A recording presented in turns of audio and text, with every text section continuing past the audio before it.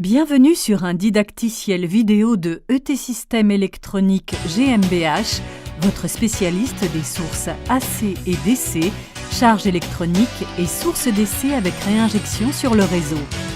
La fonction maître-esclave. La fonction maître-esclave permet de connecter jusqu'à 8 appareils l'un à l'autre. Pour cela, il faut relier un câble USB disponible dans le commerce à l'interface maître-esclave prévue à cet effet. En appuyant sur la touche écran, on voit s'afficher la fenêtre de configuration où on peut activer ou bien sélectionner le mode maître-esclave. Il y a 3 modes différents: les modes parallèles, en série et indépendants. Nous commençons d'abord par le mode parallèle. Pour ce faire, les sorties des appareils sont bien sûr raccordées à la face arrière.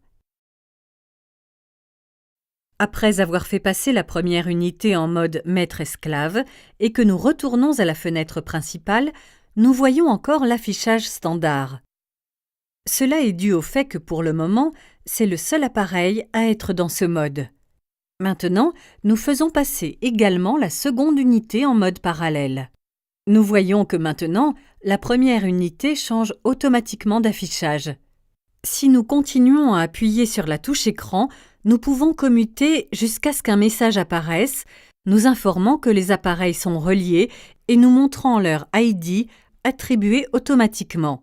Nous faisons maintenant la même chose avec le dernier appareil. Une fois encore, nous réglons sur le mode parallèle et appuyons sur la touche écran jusqu'à ce que nous voyions le graphique nous montrant tous les appareils connectés. Nous pouvons maintenant fixer les différentes valeurs de la tension et du courant dans le menu principal de l'appareil, placé tout en bas. En mode maître-esclave, tous les appareils sont équivalents, c'est-à-dire qu'on peut procéder au réglage sur n'importe quel appareil, les valeurs fixées étant reprises par tous les autres appareils. Grâce au montage en parallèle, l'intensité du courant fixé est automatiquement multipliée par 3. Si maintenant nous validons la sortie en appuyant sur la touche Veille, nous voyons les valeurs correspondantes s'afficher à gauche. Le dispositif se trouvant en mode U-limite, la tension de sortie est limitée à 500 volts et l'intensité du courant résulte de la consommation électrique réelle de notre consommateur. Les valeurs de la puissance et de la résistance de la charge continuent à s'afficher. Afin de faire fonctionner les appareils en mode indépendant, les sorties des appareils sont connectées indépendamment l'une de l'autre. Les appareils sont donc totalement indépendants, mais peuvent être commandés simultanément par le couplage maître-esclave à travers un seul appareil.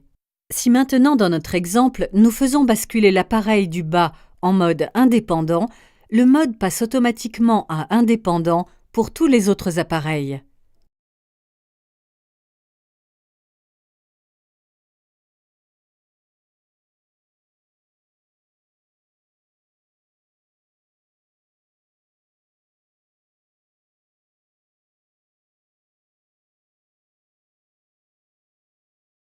Maintenant, toutes les valeurs qui peuvent être réglées sur n'importe quel appareil sont reprises automatiquement par chacun des autres appareils. En appuyant sur Veille, toutes les sorties sont activées.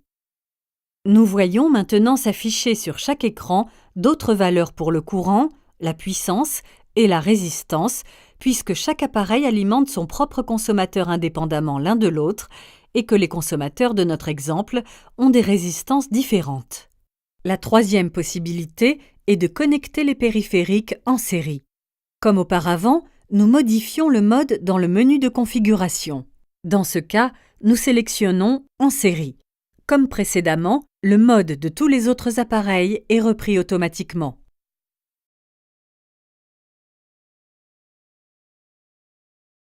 Encore une fois, l'opération peut être effectuée sur n'importe lequel des appareils.